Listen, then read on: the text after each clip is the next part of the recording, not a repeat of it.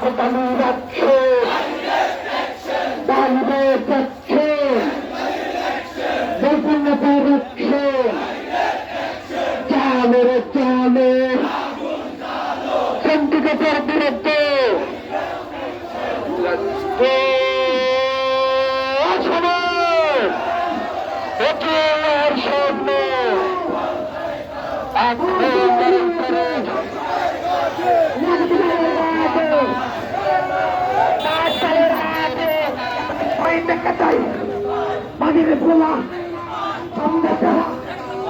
আমরা তারা